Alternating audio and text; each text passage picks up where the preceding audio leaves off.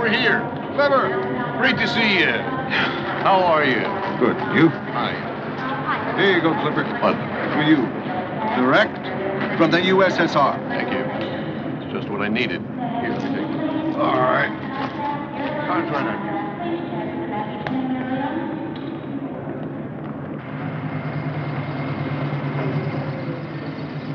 Oh, you know, the usual round of talks. Alan stayed in a hotel most of the time. We weren't allowed to sightsee much. Well, didn't you have any fun at all? Oh, yes. He gave all the Russian committeemen subscriptions to the Wall Street Journal. He will do anything for a laugh. Welcome home! Hello. Oh, good to see you both. too. How you been? Good. How are Добрый dень! Hi. Yay! Mwah. Как дела? Mwah. Mwah. What is Mwah. that? A woman. For you. Oh. How do you like my Russian?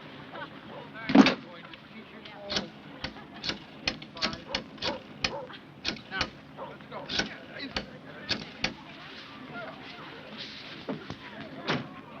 Hello, this is Ellen Cousins. May I speak to the doctor, please? Yes, I'll hold on. No, girls. Why don't you take the bags upstairs? Oh, okay. Careful, that's a heavy one. Oh, great.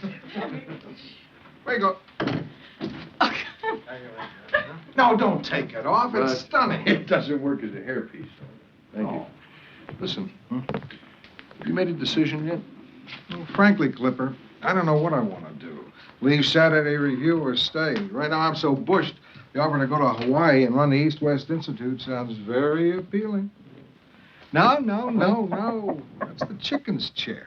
You know Ellen's penchant for fresh eggs. Sorry. 25 years, cuz. Dean of all New York editors. Saturday Review wouldn't be the same without you. Hell, we might even have to start working. Hello? Hi, Bill. I'm glad I got you in. Ellen, when did you get back? We just got back from the airport. Bill, I'm a little concerned about Norman. Why, is anything the matter? I don't know.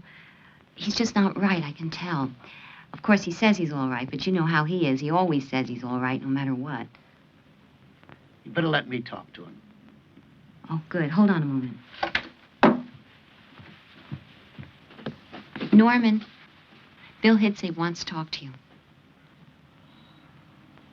I called him.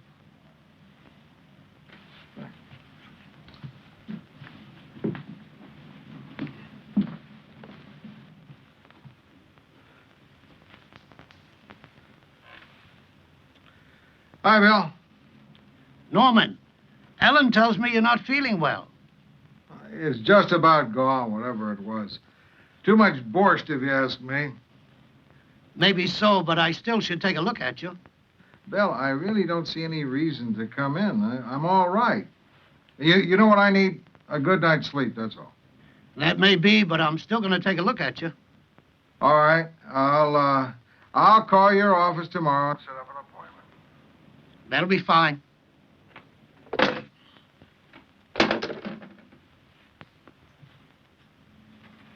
You're happy. Mm-hmm. There's not going to be anything.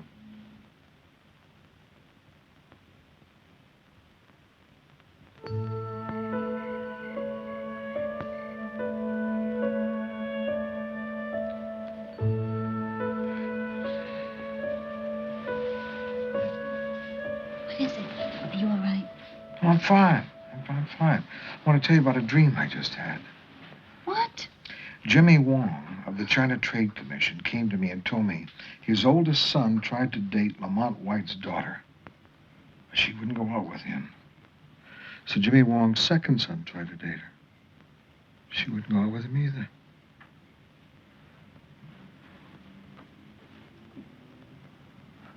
So? Don't you see what that proves? Two Wongs don't make a White. No. More than two. Oh. Well, good night, dear. I love you. Your patience with me is phenomenal. Norman, I love you, too. Mm. I don't know what I'd do without you.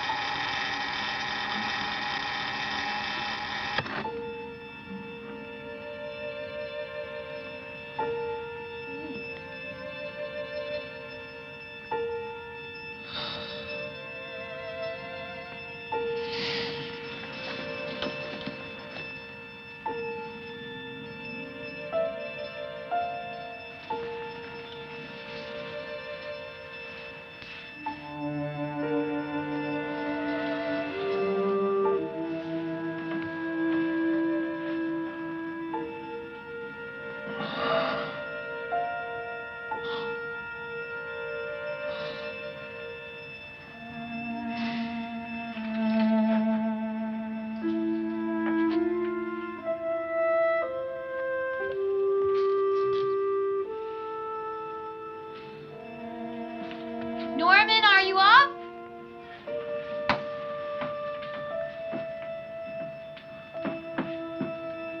Breakfast is almost ready.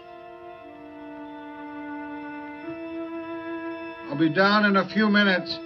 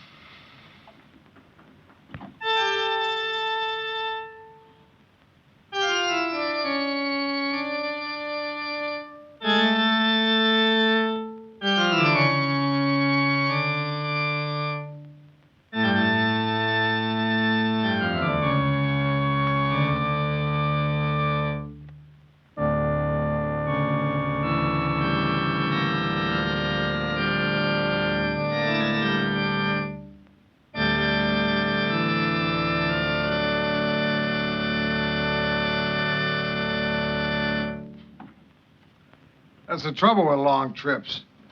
You can't practice. You get rusty.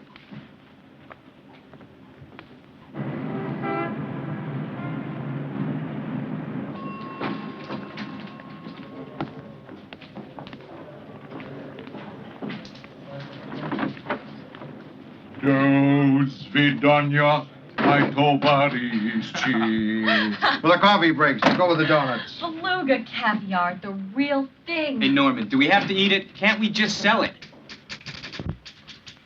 Hi, Joan. Welcome back. It's good to be back. Norman, it's exquisite. Well, it's something I found in Leningrad.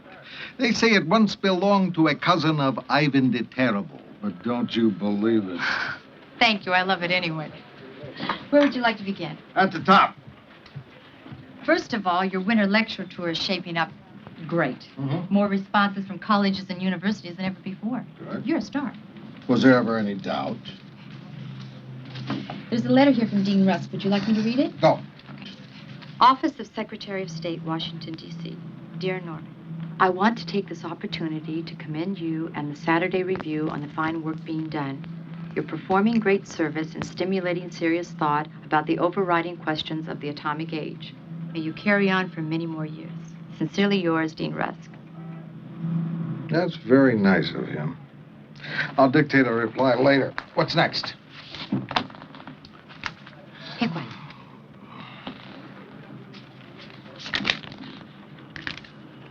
Not bad. Norman, I know you're not feeling well, so thank you a lot for making time for this lunch. No, honest to God, I appreciate your help. It's been on my mind since before you left. 65th briefcase, please. I mean, I'm not anti-science, but damn it, something has to be done to set the standards for experimenting on live animals, and I don't see that being approached. Thanks, twice. Good. Sorry. I'm with you, Clipper, whatever you say. Well, the point is that these corporations have a completely free hand to experiment. Brings me up. Race you back to the office. What? Race you back. Well, I'm gonna beat you. You know I will. You haven't yet. Norman, because I let you win because you're the editor. Yeah. Okay. On your mark. No, Norman.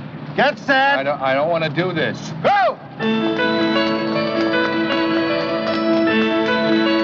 Stop thief! Stop thief! That man stole my briefcase! Stop that man! Hey, hold it up, Riley, hold it up! Oh, please, officer, this can be explained. Yeah, sure it can. Norman, will you tell the officer it was a joke?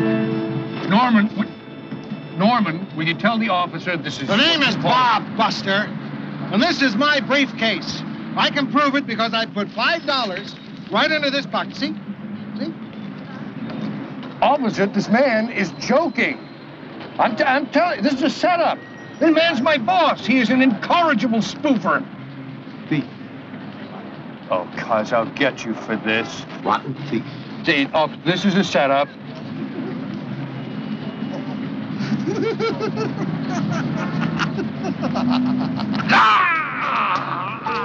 Norman, what is it?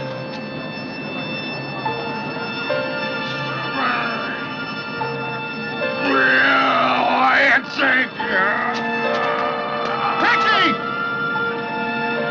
Taxi!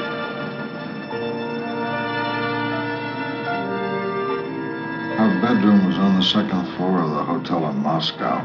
We kept the windows open. Diesel trucks kept going by all night. We must have inhaled a lot of fumes. In fact, I remember feeling nauseated every morning. Then at the airport, a big jet swung around in front of us. We caught the exhaust point blank. Could it be the hydrocarbons? Swallow. Bill? How does Ellen feel? Fine. No problem with her. Well, it's possible it could affect you and not her. But if it is the heavy metal poisoning, the blood tests will show it right away. Well, let me see. Hurts? I know. That too. All right. Tell me about the illness during the early part of your trip. What can I tell you? The fever went to 103. Strep infection? It was never identified. It left as soon as it came. And what about the trip itself? Frantic. One frustrating problem after another. Follow-ups all over the place. Late-night paperwork, meetings. Seems as though this whole year has been like that. Yeah. I've watched you. You've been under a great deal of strain. Adrenal exhaustion. Could that be what this is all about? Thank you. Said 88. That's not good. What's this said? Well, it's something like a blood count, only a little more complicated. I'm going to put you into Mount Sinai. I want a complete workup on you. Bill, can I wait till tomorrow? I've got a lot to do today. No, it can't. Now, I know you know something about medicine, but I'm the one here with the credentials. Get dressed. I'll take you down myself. Dr. Hill, emergency telephone. Dr. Hill, emergency telephone. Ellen. Oh, Hi, sweetheart. hi. He's down this hall. How is he? What is he saying? Well, we know your husband. He'll give you several thousand words on the state of the world. He will rage about the human condition, but just try to get him to say anything about his own. Well, do the doctors know anything now? No, they haven't. Oh, Ellen, you know how thorough Bill Hitzig is. He'll get to the bottom of it. Don't worry, everything's going to be all right. Listen, it's right down there in 201. I'm sorry, I've got to get back to work. I'll check with you later. Bye. Thanks.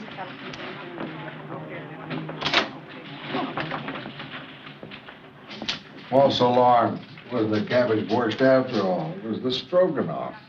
I'll be out in no time. God, Cleveland was so worried I didn't know what to think. Oh! Doctor! Doctor!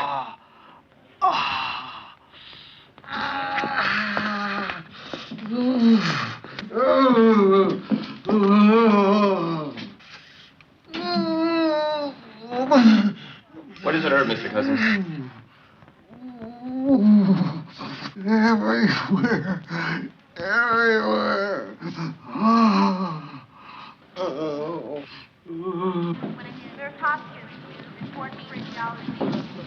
I want you to keep a close check on Cousins. Perhaps we could... Doctor? Set rate's still going up, 102. Thank you. Thank you very much. You're welcome, sir.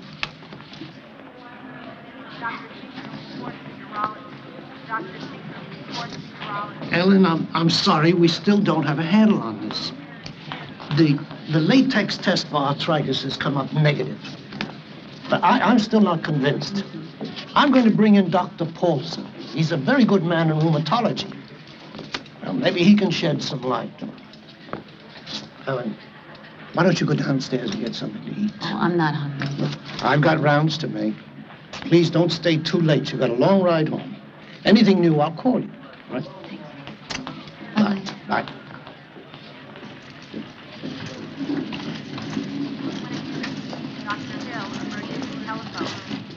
Is that for Mr. Cousins? Yes, ma'am.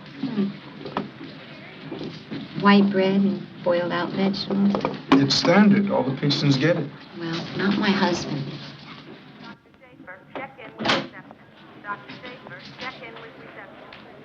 Hi.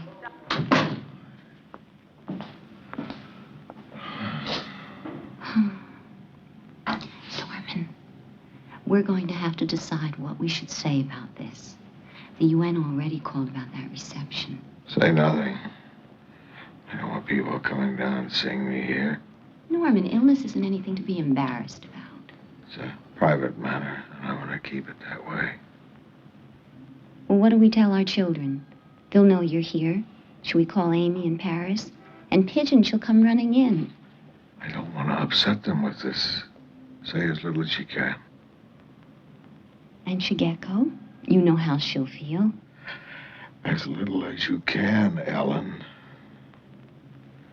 If my brother or sisters call, say even less. Norman, I'm not concerned about your brother and sisters, but I am about our children. You know how they feel already. How you keep them out, shut them out of your personal problems. I just don't see the point in worrying them over nothing. It's not nothing. It's something. There is a problem. And they're not children anymore. I can understand how they feel. Why are we making such a big thing out of this? It'll blow over in no time. I'll be out. Give it 3 days.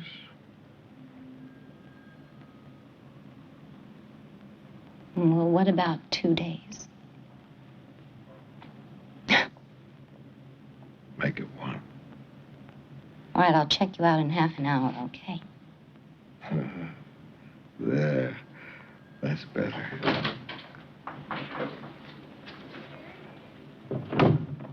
What's that? I need some blood, Mr. Cousins. Again? 4 different people have taken blood from me today. Well, different departments. Can't you people coordinate and draw it from the same vial? Your arm, please. Can't you take urine instead? I can spare that a lot easier than I can blood.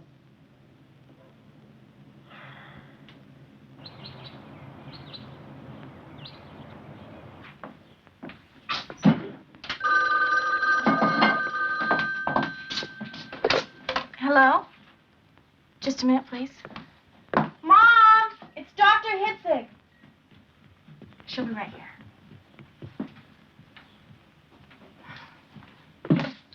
Yes, Bill. Ellen? Dr. Paulson's coming in to see Norman. I may have something for you later today. Will you be here? Of course, I'm on my way. Bye. See you later. Bye-bye. Be back later, darling. Mom! Mother! Mother, what's going on? What do you mean? You know what I mean. What's all the mystery about? Why is Daddy in the hospital? It's nothing, Sarah. You know how he goes there every so often for a rest. No, Mother, this is different. You driving back and forth to New York every single day. Candace and I have talked about this, Mom. We're not dumb. There's something the matter with Daddy, and we have a right to know. Sarah, there's nothing to tell you. Yes, there is. Daddy's always making decisions for us. He's got this dumb idea that he's protecting us from some kind of pain. Mom, life is full of pain. Get in the car. I'll drop you off at Linda's. Oh, never mind. I'll walk. I won't be back until late, honey. There's vegetable soup in the pot. There's fresh wheat bread that I baked. There's yogurt and plenty of fruit. I'll go to the village, Mom, and get a greasy hamburger with all the goop on it I can find.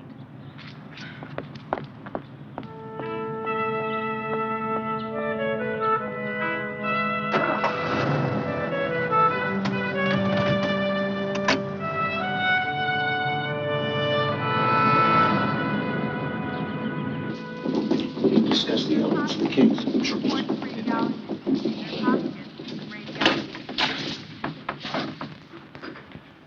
Norman, this is Dr. Paulson. Just don't squeeze too hard. I won't. Shall we begin the examination? Ready when you are.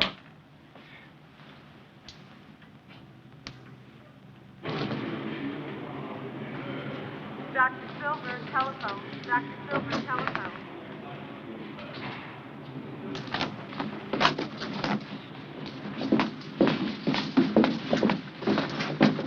Ellen, I'd like to talk to both of you.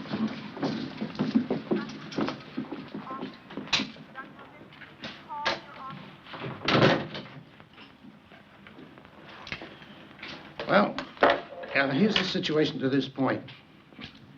We seem to have a variety of opinions. Post-infectious strep polyarticular rheumatism, post-infectious fasciitis, collagen disease of some sort, an allergic vasculitis, a polyarteritis, incipient scleroderma, or possibly an atypical rheumatic fever. I see. Multiple choice. Can I pick the one I want? Please, Bill, what does he have? Yes, damn it. What have I got? When do I get better? Frankly, Norman, I don't know. I don't know the answer to either one of those questions.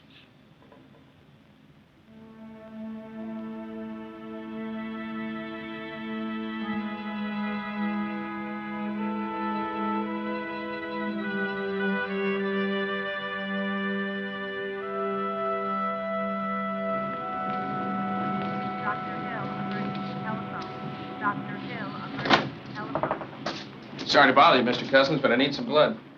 Did you see my sign? Well, yes, sir, but we have to run some tests. Come back in 3 days. I only give blood every 3 days. I can't afford to give any more. But, Mr. Cousins, we need some blood. What's the matter with you? You'll stick me, and then someone else will stick me, and so on and so forth. No wonder I'm weak. This hospital's bleeding me to death. Now get out of here. Yes, sir.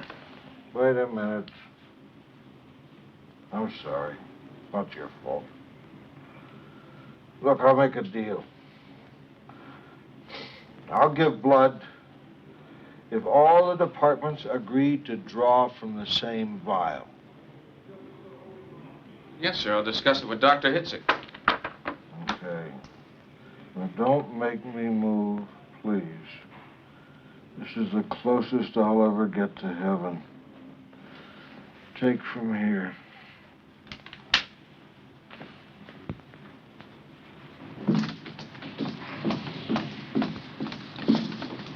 Hi. Hi. How are you? All right. What have you got there? Vitamins, minerals, enzymes. Oh, honey, I can't eat all that. You won't have to.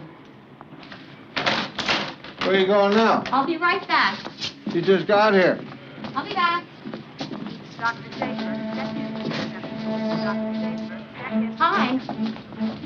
I'm passing out fresh vegetables. Carrots. Bananas. They're good for you. They'll make you get better faster. That's what you should be eating around here.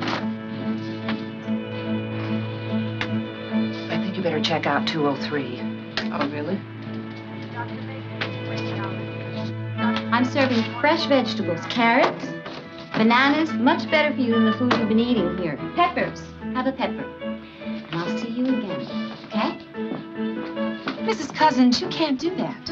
Why not? It may not be on their diet. You're totally upsetting hospital routine. Why? By giving them decent food. You have a pepper. Come on. Yes? Yes, I've got it. Fine. All right, Norman, as soon as possible. What was that? Norman dictating his editorial. In the hospital? Well, why not? They can run the magazine from Africa. You can certainly run it from the hospital. Would you like to sign that? Sure. Go ahead, I'll catch you there. Mr. Cousins' office. Joan, is my father there? No, he's not, Chicago. When did the hives first appear? When I woke up this morning, my skin feels like it's being chewed by millions of red ants. That's probably a reaction to the butazolidine. It's not serious. Nodule? I saw that. Would you stand, please? I'm not sure if I can make it.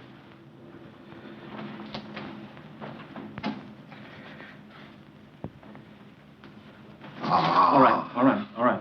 We'll increase the codeine. That'll ease the pain.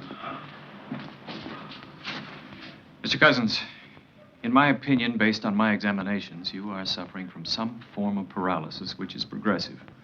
And I think you should prepare yourself for a long-lasting disability.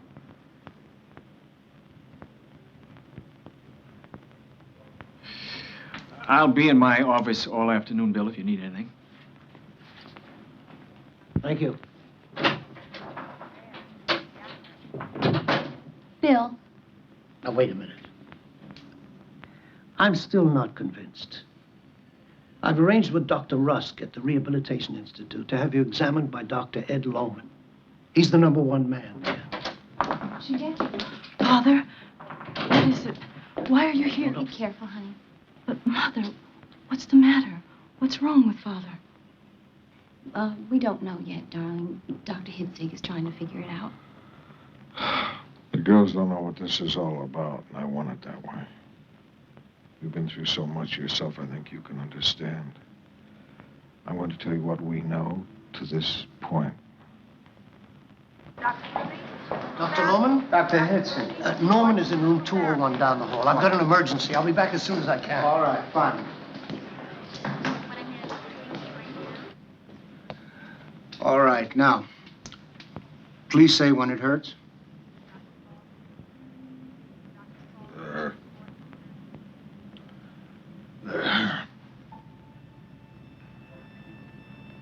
There. There!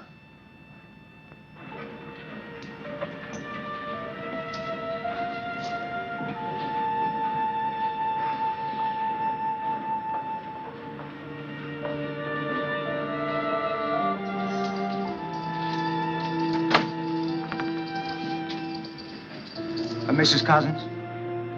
Dr. Blake, recovery. Dr. Blake, please report to recovery.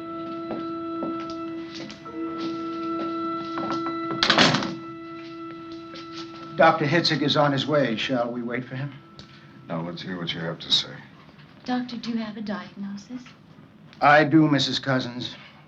I'm sorry, but in my opinion, it's a clear-cut Classical case of ankylosing spondylitis. Please let me hear it in English, Doctor. Ankylosing spondylitis. It's a degenerative bone disease. It just keeps getting worse and worse. I'm afraid there's no cure.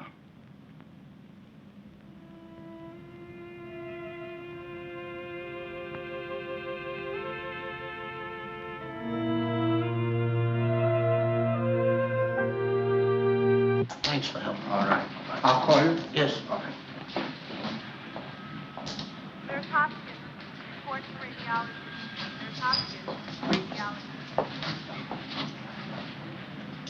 Miss Cousins, are you all right? Miss Cousins, is there anything I can do?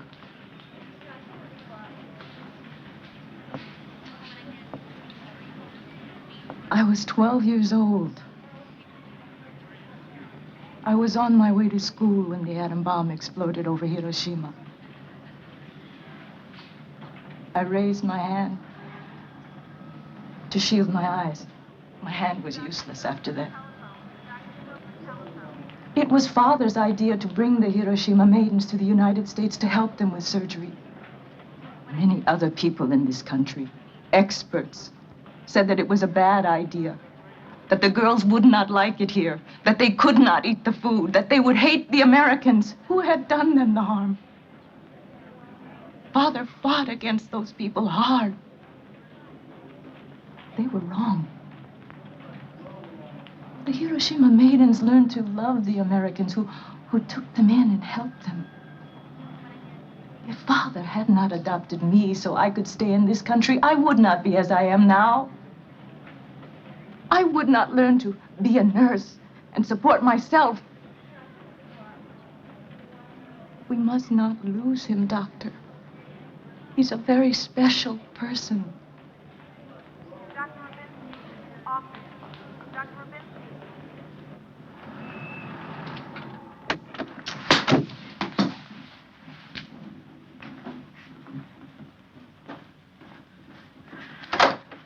Mother.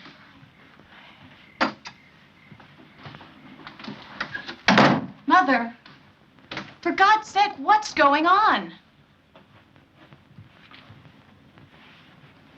Mother, please, we've been shut out long enough. Daddy didn't want you to know. He's been protecting you. No, Mother. That's only part of it. Daddy thinks he has to be self-sufficient.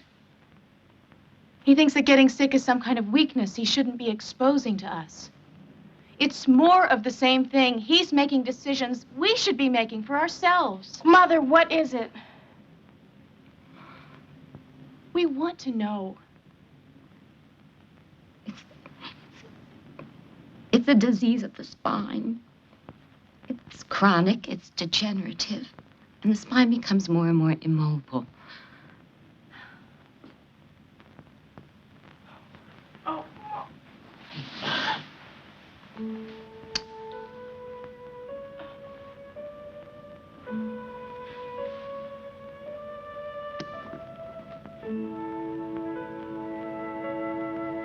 Dr. Albert Schweitzer, Lamborghini, Belgian Congo, Africa. Dear Albert, thank you for your letter and for your concern over my illness. It has been diagnosed as ankylosing spondylitis.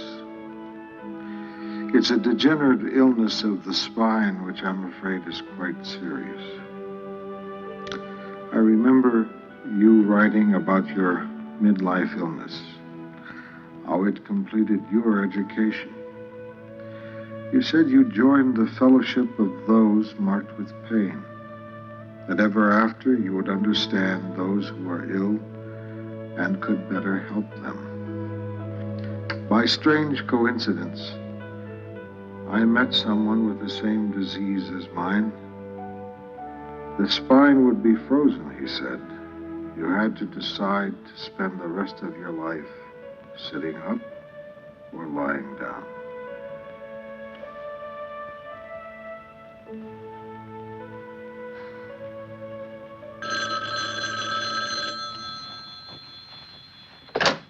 Hello? Standing. What? Not sitting up or lying down.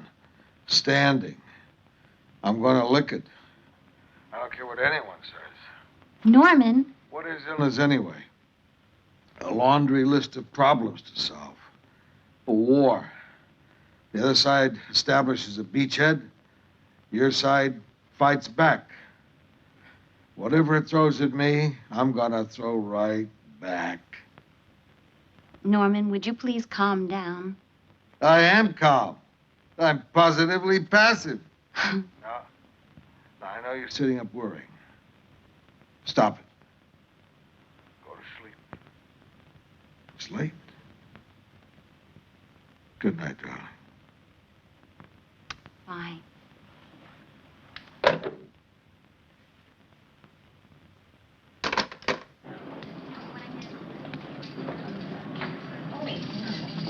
Good morning. Good morning. Good morning, Mrs. Cousins. Hi.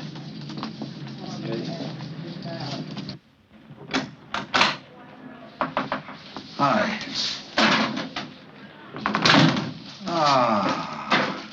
A picnic. Right. How do you feel? Great. Everything hurts. Let's get rid of some of the garbage. Have some good food. What'd you bring? Fresh everything. How about some apple juice? Give me. Now, are you interested in finishing a conversation that you started at 3 a.m. this morning? Of course. As long as you don't sit on the edge of the bed. Right.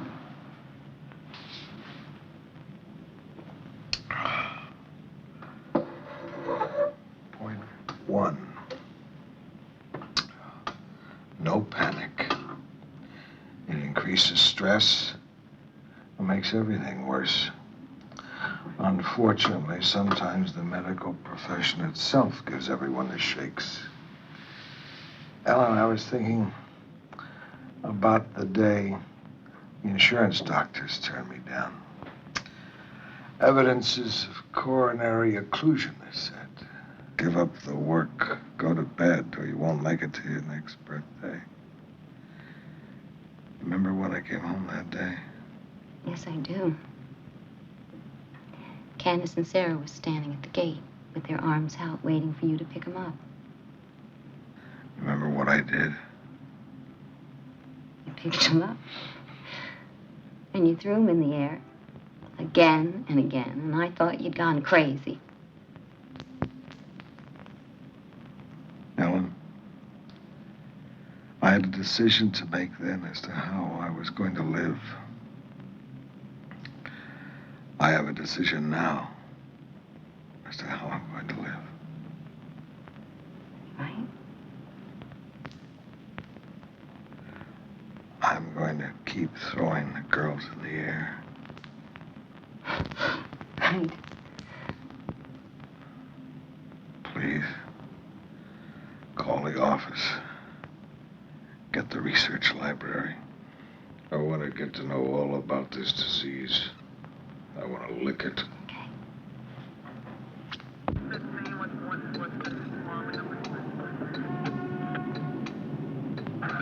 Turnips, try pepper, Bill. Delicious. Forget about the vegetable salad, Norman. What do you want to talk to me about? Albert Schweitzer once told me that illness never stayed with him long. He was too inhospitable a host. Each patient, he said, carries a doctor inside him. Physicians are at their best when they give the doctor who resides in each patient a chance to work. Vis medicatris naturea. The healing power of nature. Well, if negative emotions can produce negative chemical changes, wouldn't positive ones produce positive chemical changes? I mean, isn't it possible for love, hope, faith, laughter, confidence, the will to live, to have therapeutic value? Norman, there's nothing so revolutionary about that. All doctors know that a patient's attitude has a large bearing on healing. I want to change my treatment. I want to start taking responsibility for myself. I want into the act, but I don't want to do it alone. I want a first-rate doctor monitoring me. Bill, I need your partnership in this. How do you want to change the treatment? I want to drop all the painkillers. Now, I know butazolidine and aspirin are anti-inflammatory, in that they make some sense, but they're toxic. All right. You're hypersensitive to the butazolidine anyway. What about the pain? How do you expect to handle that? Well, I'll handle it if I feel I'm getting somewhere. And the joint inflammation, how do we get at that?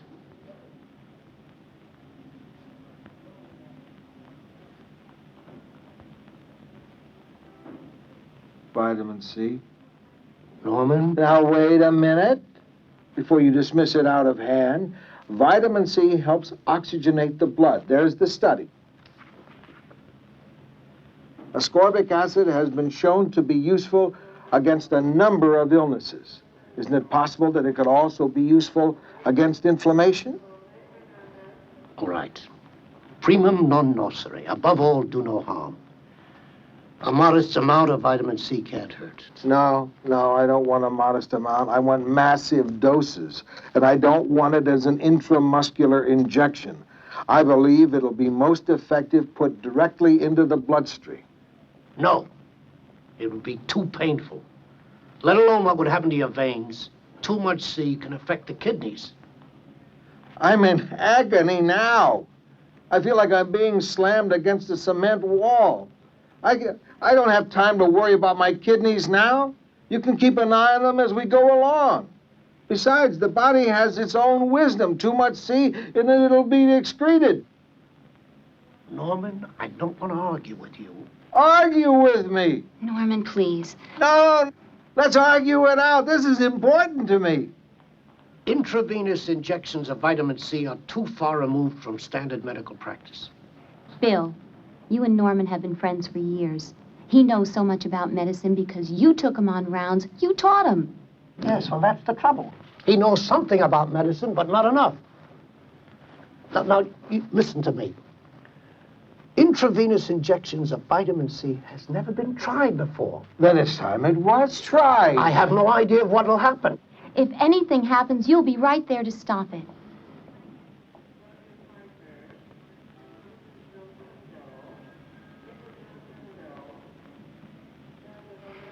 All right. All right.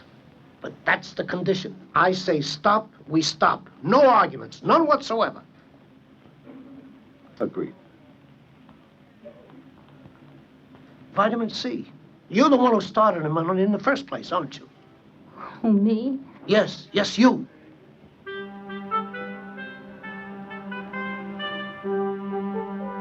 When the news gets out about what I've agreed to, my colleagues ought to play hell with me. Here, try your pepper now.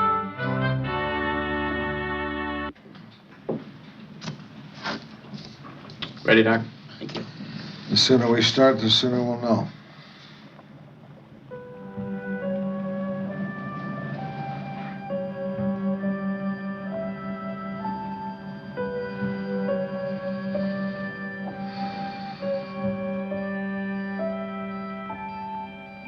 I don't know, Norman. All this vitamin C, I just don't know.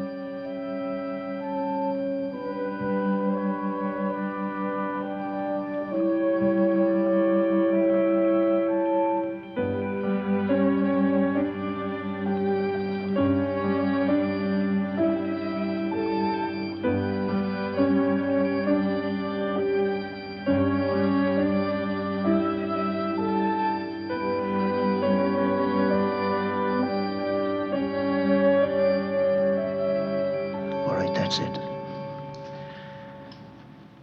How do you feel? How do you want me to feel? Norman, this is no time to make a joke about this. I feel great. Okay. Now I need a sedative. But I want to increase the vitamin C tomorrow. Gradually, I want to get it up to 25 grams.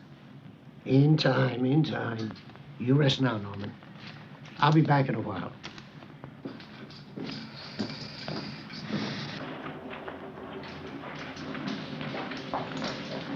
Mr. Cousins' room, please. 201. Thank you.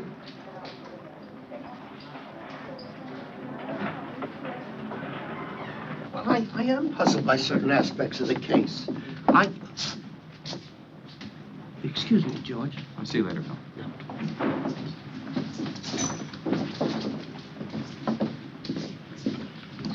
Will you patients excuse me? Please go back to your room. Hi, Bill. Oh, man, now, what is this? Positive emotions. The Bible tells us a merry heart works like a good doctor. The ancients pointed out that laughter is good medicine. And Sydenham himself, whoever he was, clinched it. The arrival of a good clown, he said, will be better for the town's health than 20 asses laden with drugs. No offense, Bill. I'm going to run some old Marx Brothers movies. Okay, Norman, I'm set. Roll it.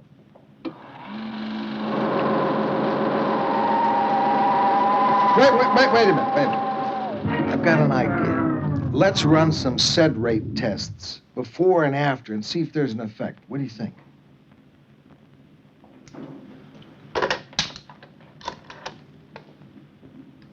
Lad, will you send someone to 201 to draw blood? Thank you.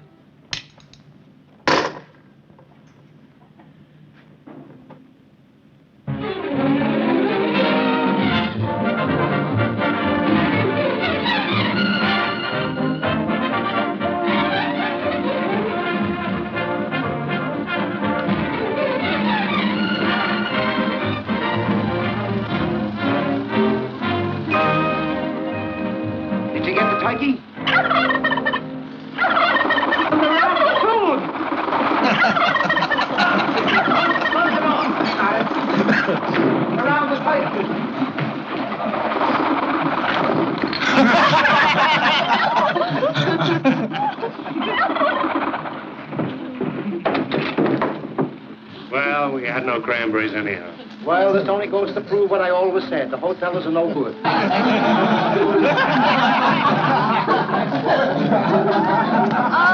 everybody, we have to keep this corridor clear. Come on, everybody, go back to your room. Can't get it out of the wall. Come on. Come on, Baker, give us a hand.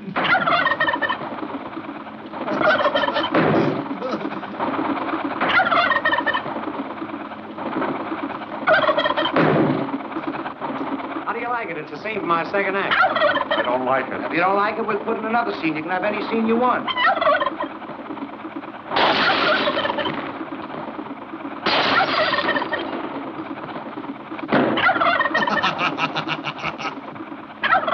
Well, what are you going to do now? Don't ask me. I'm supposed to be the doctor. Hey, maybe he can put me in for tonight. At the Metropole? You wouldn't want to stop there, boss. That's the worst blockhouse on 8th Avenue.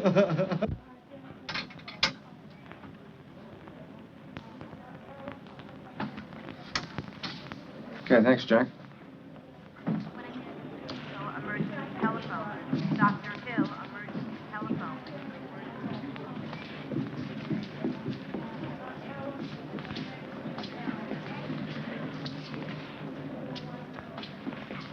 Doctor. Thank you. Well, your SID rate's gone down 6 points. How about that? Tomorrow it's Abbott and Costello. Oh, there's nothing to cheer about yet, Norman. A swing of a few points is meaningless. Oh, I know, but I sure feel good. I think I can sleep now. Bill, would you do me a big favor? Yes. Would you crank down my bed and put up a don't disturb sign? All right. Thanks. Oh, much better. Well, I just don't see how he can keep up with those jokes of his. Oh, Clipper, that's been his life.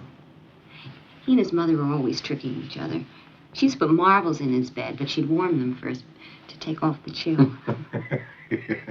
I guess that's what they call being a Jewish mother. Well, that smells good. What is that? Bean curd soup with matzo meal dumplings. Matzo miso. We call it Japanese cooking. That is so bad. I know. make that up, or is that a line of Norman's? Okay, listen, I think that we should talk to Pigeon, get Amy back from Paris, and get together and do something, okay? Okay. All the nurses are complaining, and I don't blame them. Patients are asking questions. Why can't we see movies, too? Bill, this is a hospital, not a fun house. He plays those comic routines. He starts belly laughing. Patients gather outside the door. We need crowd control just to get down the corridor. Now, you've got to do something about it, and right now. All right, all right, all right. More gauze. More gauze. More gauze. A little more gauze. We don't have any more gauze. That's all the gauze? Yeah. I don't know what happened. We had a small roll of gauze. Sponge. Sponge. The sponge. You have the sponge. Give me another sponge. I want two sponges. What's the matter? Norman, there are going to have to be some changes.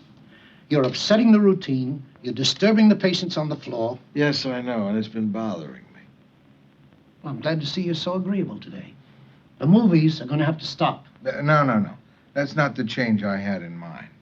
I've been thinking, and I've come to the conclusion that a hospital is the wrong place to get well in. The minute you fall asleep, someone will be in to change the sheets. Damn it, Norman, be fair. It's one hell of a job running a big hospital. Yes, I know. I understand. All right. Still, I've decided it's time for me to move on from here. What are you talking about? You're sick. You're going to need care. I know. Bill, you've got a lovely penthouse apartment at the Mayflower Hotel. I'll rent a small suite there. It'll work out fine. You'll be right on the spot to keep an eye on me, right? It's a beautiful idea. The food will be better, a lot better. The rent will be cheaper, too. Isn't it a great idea? Watch this. 2 points. Damn it, Bill. I just heard you're letting Norman leave the hospital. Is that true? Yes. That's crazy. You know what the problem is? You're too close to him, and you are letting him shove you around. Oh, Cleveland, don't you start in on me, too. Bill, Norman is a rare man. He's the best damn editor this city has ever seen. And he's one of the few who cares anything about the ordinary guy. Most of them, you know, can't wait for noon Friday so they can escape to their enclaves in New England. Then they shut themselves off from the very people they say they're writing for. Norman's not like... See, the problem with Norman is his idealism carries him straight into the realm of fantasy, experimenting on himself like this, and you're letting him get away with it. Well, Bill, I understand. You don't want to argue with him because he's sick. Well, Norman is counting on that. That is abject tyranny on his part. And you're letting him do it. All right, I'll argue with him. Go ahead, Amory. Argue with him. No, I can't argue. This is crazy. Norman belongs in a hospital, not a hotel. Bill, if I got a sick burro, I'm not going to show him Marx Brothers movies. I'm going to stuff him full of the best medicine I can get my hands on. I've tried my best to do that. But this isn't going to work, is it? Can you honestly tell me that you believe in this cockamamie treatment that Norman's dreamed up for himself? Can you? Cleveland, I've discussed enough medicine for one day. I'm going home to dress for dinner. No, wait. You haven't answered my question, Bill. Do you believe in the treatment that Norman's worked out? The important thing is Norman believes, and I think I should support him. That's not what I asked. You believe it? No, not at all.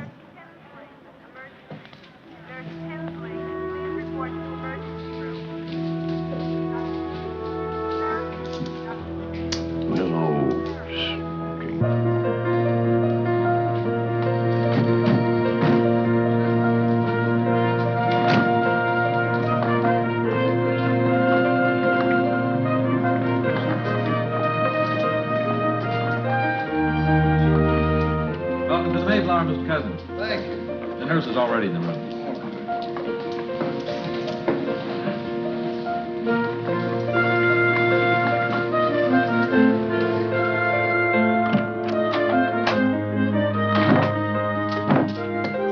Hello, Mr. Cousins. I'm Nurse Frances. Hi, Francis. Nurse Frances. Hello.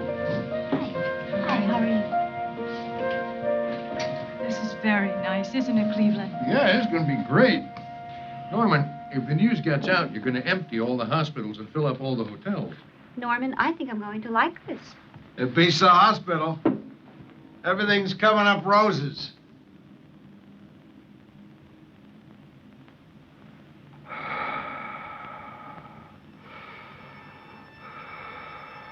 It's different. I haven't had this before. Think. It's a cramp. That's all it is. It'll pass. Damn. It's locked. My jaw's locked. Don't make any noise, for God's sake. Don't wake Ellen. Easy. Don't panic. Keep quiet.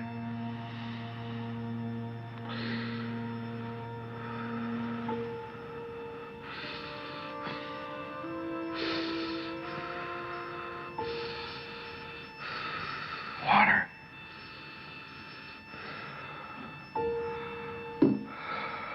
Cool.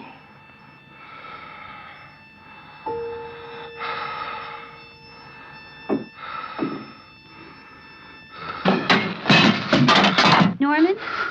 Norman! What is it? What is it?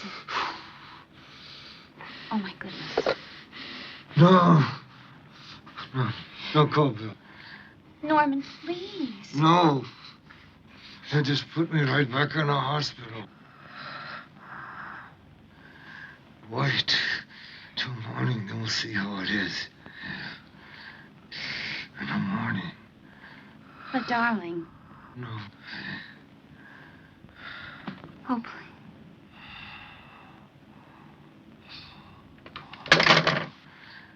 Okay. I'll be right back.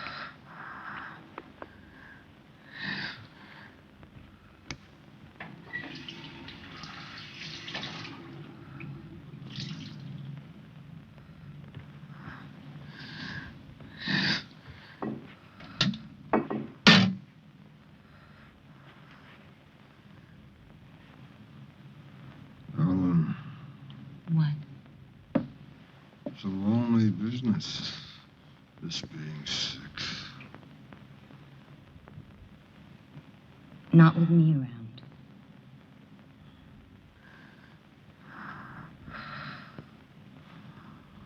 Was I too brash? Was it a mistake to leave the hospital? No. If it was right yesterday, it's still right today.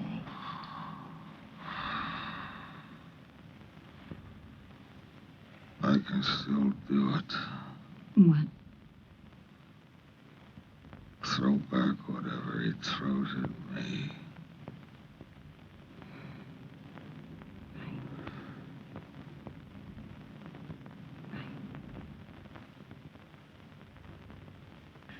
Open your mouth.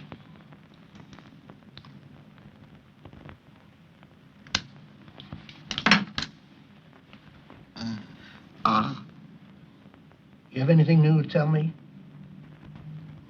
Now, don't kid me, Norman. It's in the jaw now, isn't it? Now, you listen to me, both of you. If you want my cooperation in this, if you want me to be a partner, I simply will not put up with your keeping anything from me. You can hide whatever you want from anyone else, but not from me. Is that clear? I'm sorry, Bella. Of course you're right. Now, you can keep on laughing your head off, and I'll keep on with the vitamin C. But you're going on round-the-clock nurses, and no argument. It's called for. And one thing more. If this shows signs it's getting worse, you're going right back into Mount Sinai.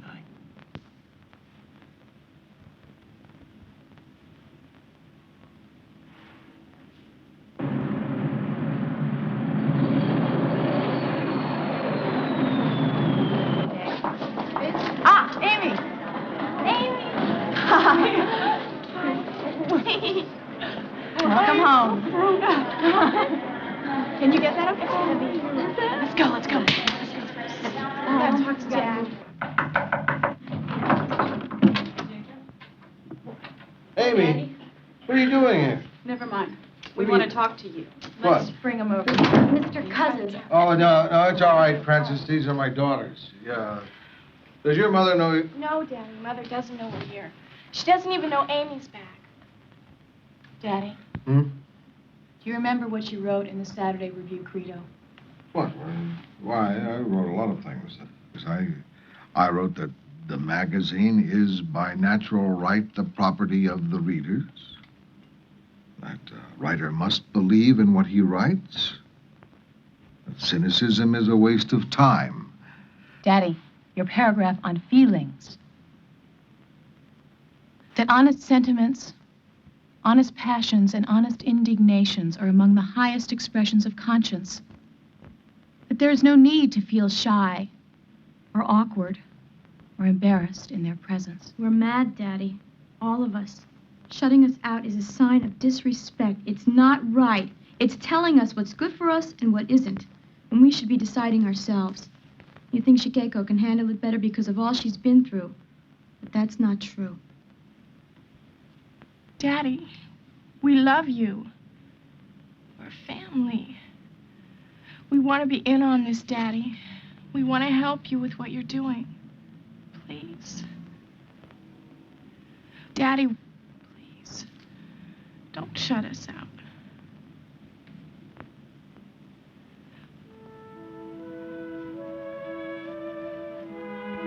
No. I know.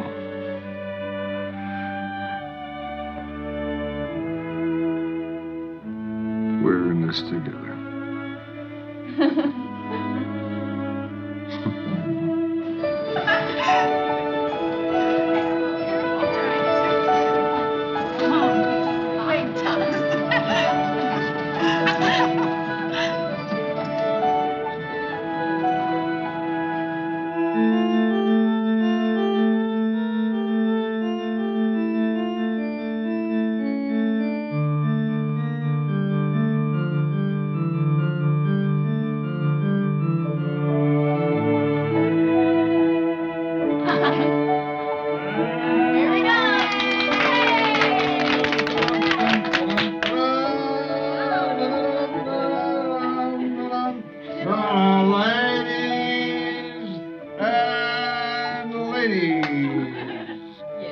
Presenting in the center ring, that eminent prestidigitator, Norman Cousins, tying his shoe.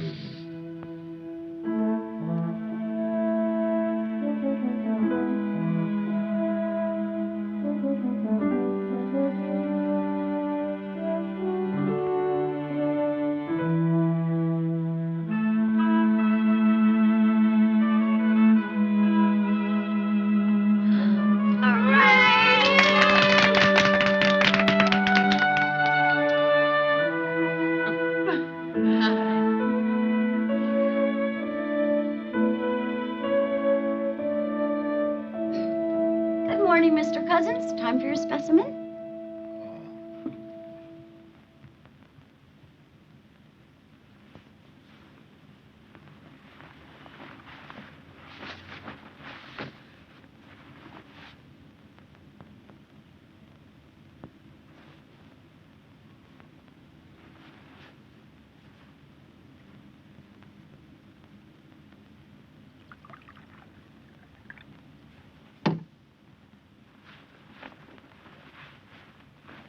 All right, Francis.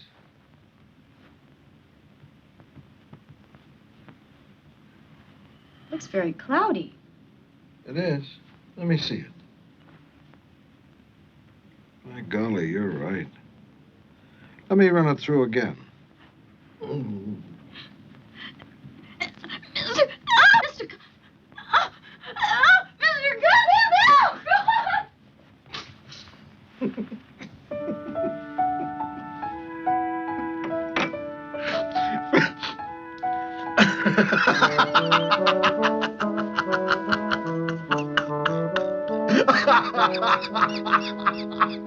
Now, please, it was just Norman playing one of his little jokes.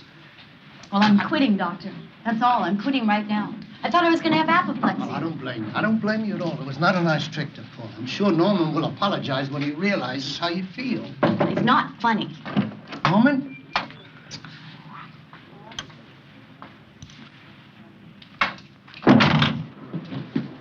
Doctor, we just can't have it. Now, we have many older people in the hotel. They need their rest. I understand. Can't Mr. Cousins play the organ more softly? I'll talk to him. Can't he laugh more softly also? I'll talk to him.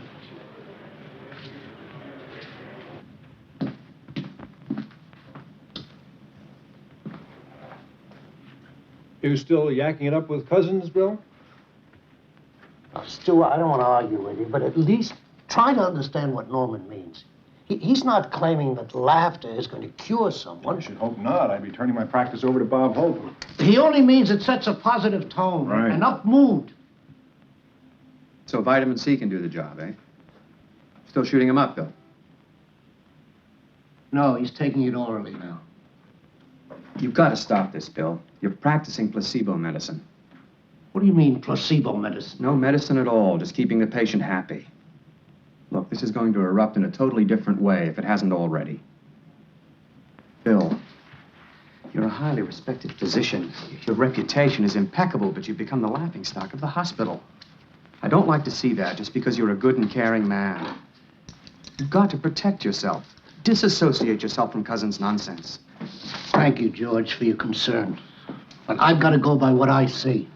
We're getting good results for the first time. Besides, sometimes placebo medicine works better than real medicine. Bill, I know it may not seem like it, but not all of us are laughing. Some of us are still willing to learn from our patients. Thank you.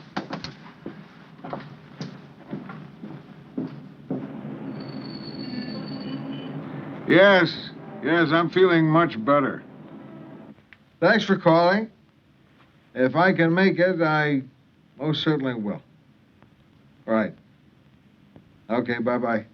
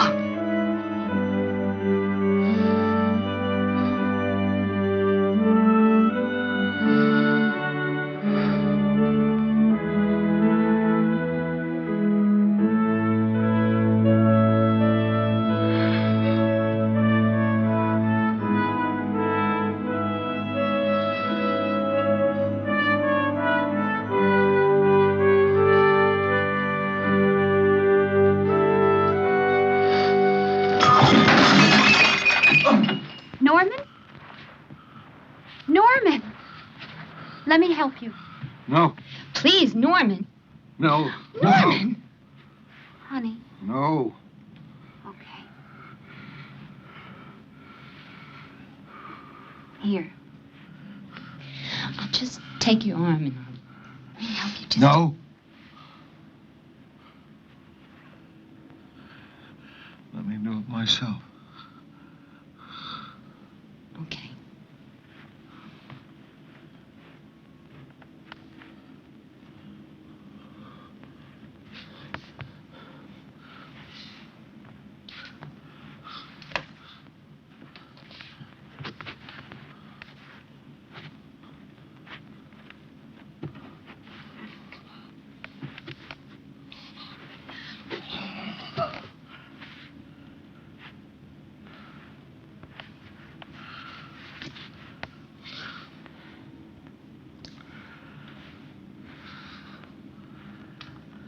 Now you can call Bill. This is nonsense. Norman belongs in a hospital. For God's sake, what's the matter with the two of you? Just because you wish for something doesn't make it so. Cleveland, please keep your voice down. Norman is sick. This is not a head cold he's fighting. He cannot lick this thing just by sheer force of will.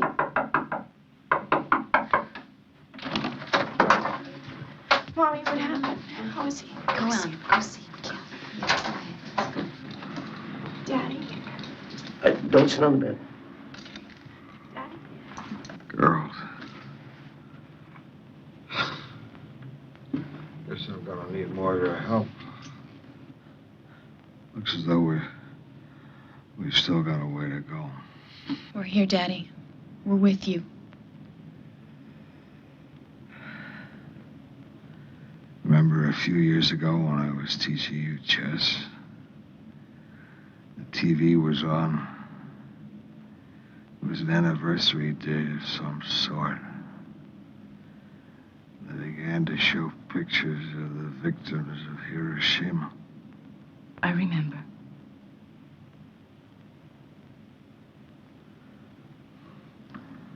I worried about you seeing them. Wanted to turn the set off. Remember what you said? Yes. Tell me again. I said I could take it.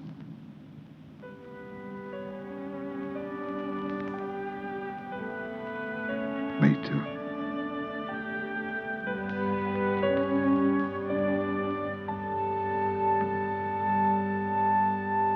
And Hideko Sumemura. You remember her. She was the youngest maiden. She has 2 babies now. Terue Takeda has 3 children. And Yoshi Harada has 2. I see. What you're saying is when I get all better, I can also get pregnant. Oh, no.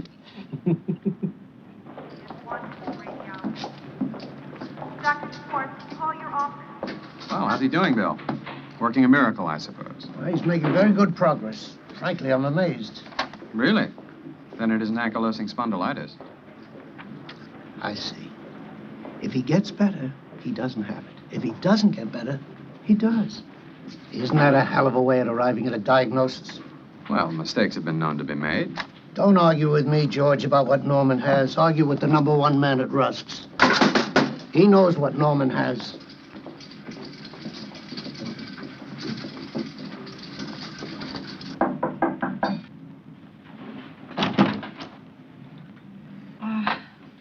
I'm Rose Farelli. I call from downstairs.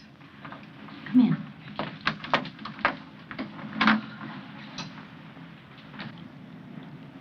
I'm Rose Farelli, Mr. Cousins. I saw you several times at Mount Sinai. I don't think you noticed me. I'm sorry I did, Mrs. Farelli. Won't you sit down? Thank you. Would you like a cup of tea? No, thank you. My husband was at Mount Sinai the same time that you were there. He was staying just down the hall from you. We used to hear you laughing, and your wife brought us fresh vegetable. My husband is very ill, Mr. Cousins. He's very, very ill. say that there's no hope. They sent him home to... I'm sorry, Mrs. Farelli. They say nothing can be done for him. I want him to go on the routine that you went on for yourself. I heard them talking about it at the hospital. I want you to explain it to me so that we can do it at home. Mrs. Farelli, I'm not a doctor. It's not right for me to prescribe. I told you. They say nothing can be done. I can't let it go like that. Excuse me. He's a very good man. And we have a very nice family.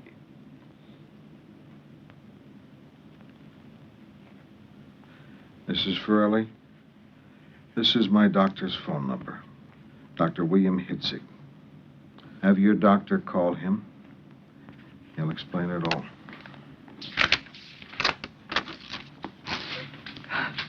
Thank you, Mr. Cousins. God bless you.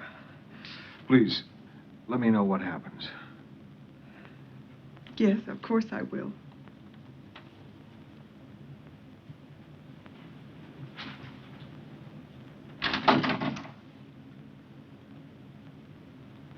Okay, Seth? Yeah. Here it comes. Uh-huh. 2 for 2. How about that? Oh, it's all right, it's all right. You're hitting them. Burn it in. Burn it in. Come on. I dare you. Sure. Yeah. Good. All right, wait. Okay. Yeah. Here it comes.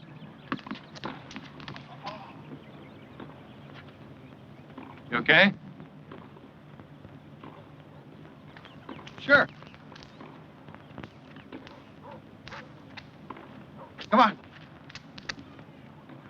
Oh, last one. Yeah. Ah! Last one. There. Do that. There you go. Almost. How you feel? Great. Oh, that's what I call a workout. Go on, I'll buy you a nice tall drink. It's my coat. No, that won't work.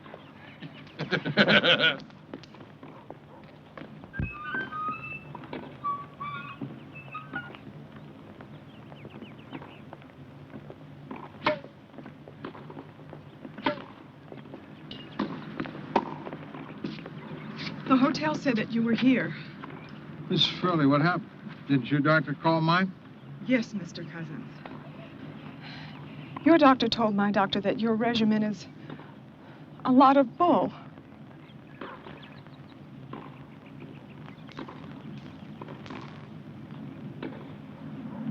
I thought you might want to know that. Mrs. Farelli, I'll write down everything I'm doing and mail it to you. But listen, you've got to understand that I'm not saying that every illness can be overcome. And you shouldn't try without the help of a good doctor. I'm not disrespectful of the medical profession as a whole, far from it. But find a doctor who will join you and your husband as a partner, and who knows that the body can write its own prescription. Thank you, Mr. Cousins. Good luck. Call me if you need any help. I will. Goodbye. Clipper, I'm going to change. Then take me to Hitzig, will you? Any questions? Well, that'll be all. Thank you. Dr. Hill, emergency telephone. Dr. Hill, emergency telephone. Dr. Schaefer, check in with reception. Norman. Bill, did you tell Mrs. Farelli's doctor that the regimen I'm on is a lot of bull? No. Norman, I've got an important meeting. Mrs. Farelli said her doctor told her... I did not use that word. If it was used, it was our own doctor's embellishment. But you did say to him that you didn't believe in what I was doing. No, Norman. I do not believe in vitamin C therapy. Well, I'm a lot better. Look at me. Yes, I know. And they all said that that kind of a treatment never... I know what they said. Well, why am I getting better? What is it? I don't know why. I don't know what it is. I don't know if it's remission or misdiagnosis or placebo effect or sunspots. I don't know if your progress will continue or the whole thing will tumble down on you without notice. Why have you gone along with it all this time? Because you believed. Because nothing else was working. Because I love you and I'm willing to try anything, reasonable or otherwise. But don't ask me to believe in something that has only the most superficial kind of research validity.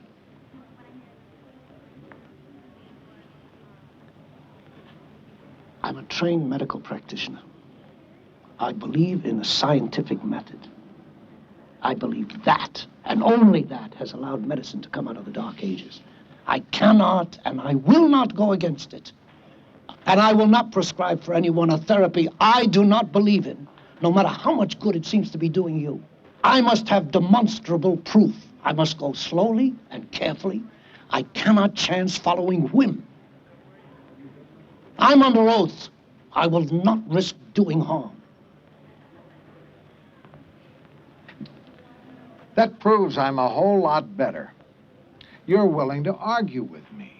All right, Norman, you believe as you will, and I'll believe as I do. Bill, I think it's time to give this body of mine a real test. What would you say if I told you I was going to the beach? Norman, are you insane? You're gonna kill yourself. No.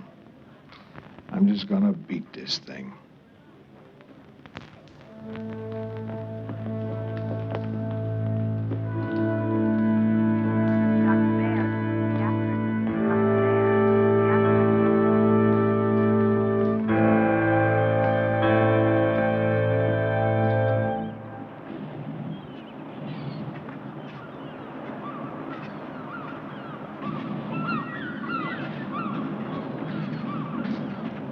Gorgeous day. Oh, will you take it easy? We're trying to help you. Yeah. Walk past us. You're doing fine. You're doing fine, Clipper. How are you doing? I'm doing fine, too. We're going to the beach. You guys ought to get in the water with me? Maybe. What do you mean, maybe? How about you, Clipper? I don't hear you. You first. It's going to be, bracing. It's going to be what bracing. An unfortunate word choice, Norman. All right, let's take them off. Hold still.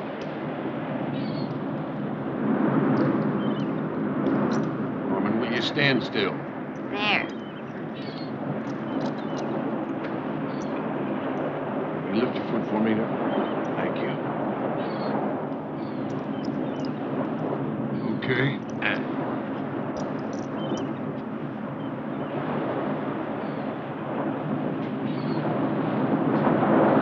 Nice and slow, cuz. Easy. Easy. Let me take your hand. Let me take your hand. Good. Hold tight.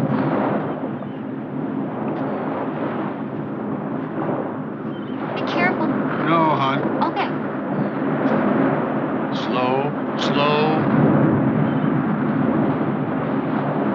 Careful of these rocks, cuz. Okay. Let me do it alone. No, Norm.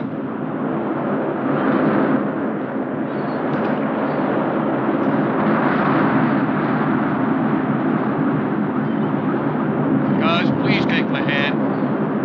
Take my hand. Yeah, take it. I know.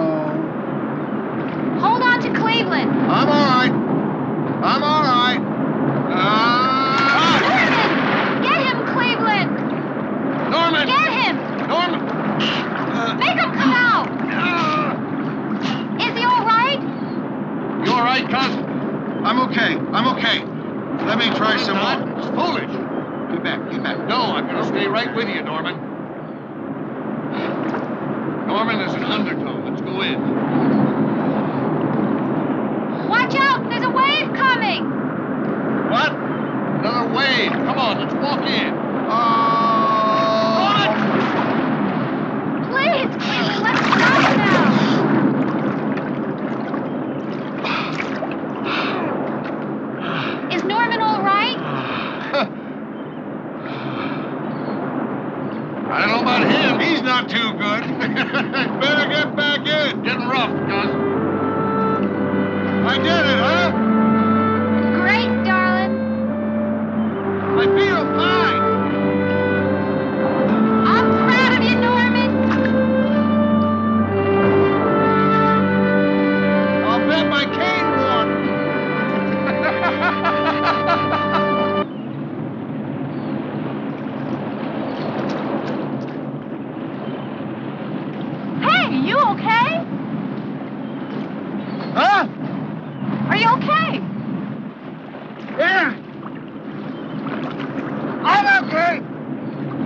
you sure?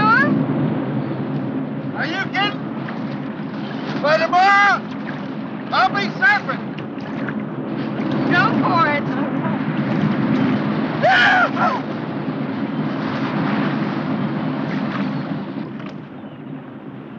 He's all right. Yeah, he is.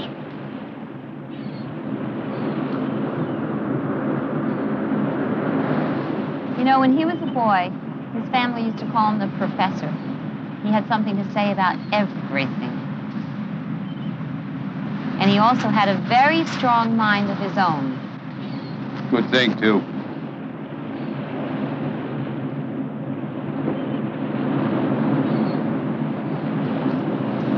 I love him, Cleveland. You know, I never thought it was possible to love anyone so much.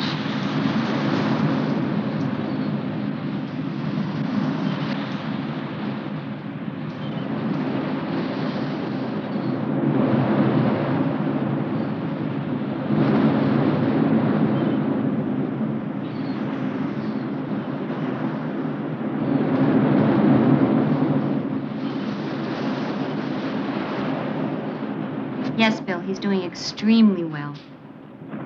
What? Oh, I see. Yes, I'll tell him.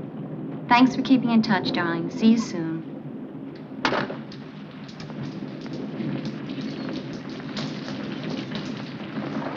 That was Bill Hitzig. He says the weather in New York is great, but the hotel doesn't want you back. They should be damn glad you play the organ, not the drums. That's okay. That's okay. It won't be necessary, because we're not going back to the hotel.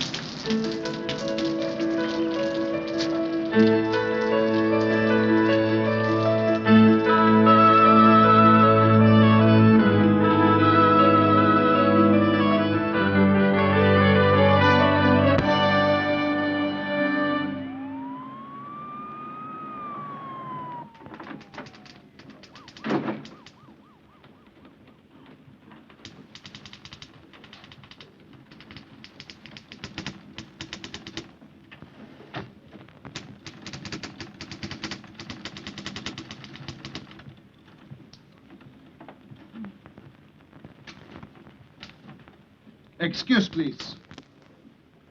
Happy day, sweetheart. My name is Professor Weizenhofer, Ph.D., University of Upper Silesia. My card, if you please. Yes, Professor, what can I do for you? Exactly. You see, sweetheart, I have geschrieben un paper on the Krippit marshes. The Krippit marshes by Professor Joseph Weizenhofer, Ph.D. The Krippit marshes are wonderful marshes. They are big marshes. They are deep marshes. They are very wet marshes. Professor. They suck people in. What the hell's going on here, Joni? Ah, Mr. Norman Cousins. Mr. Norman Cousins, to be sure. Such pleasure, Professor Weizenhofer. Congratulations. I have chosen you to publish my paper on the Krippit Marsh. You see, the Krippit Marsh by... Professor, this is not Mr. Cousins. Nine? Then where is Mr. Cousins? That's what I've been trying to tell you. Mr. Cousins isn't here. No? So I wait. I go into his office. I sit and I wait.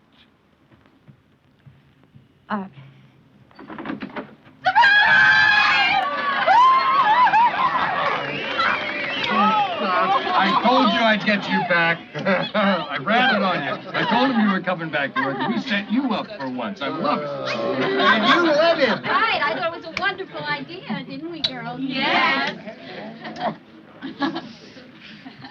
Bill. Okay, Clipper. I acknowledge defeat. All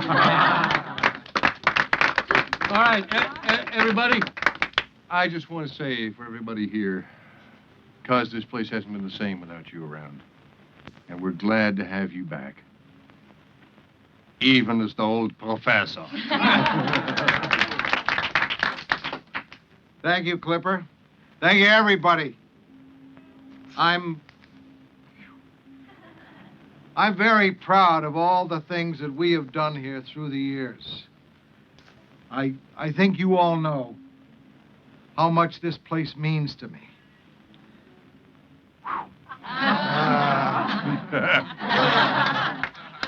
Next to my family, nothing means more. Illness is a great clarifier. We get well, not simply to get well, but to do something. This is what I do. I edit the Saturday Review, and I plan to go right on doing it.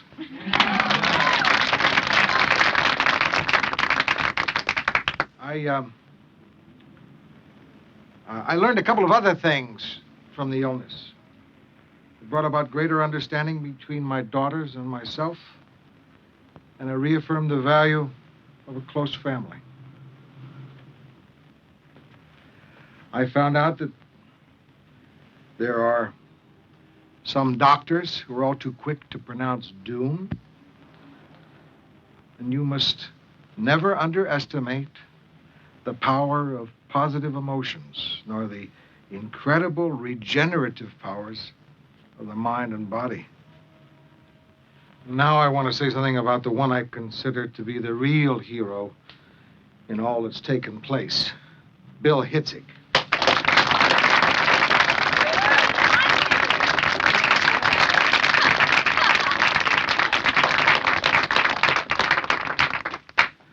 I shall always be most grateful to him. He took an enormous amount of abuse, but he had the wisdom and courage to treat not the disease, but the patient. I think it's fair to say he knows that the art of healing is still a frontier profession. And he knows no one can tell what advances will come from new knowledge about the workings of the human mind. Yes, Norman, that's fair to say. But none of that changes my mind about the vitamin C therapy. That's all right, Bill. I love you anyway. Where's that champagne? All right, Joan, you ready to work? Yes, Robert. Okay, take a spoon.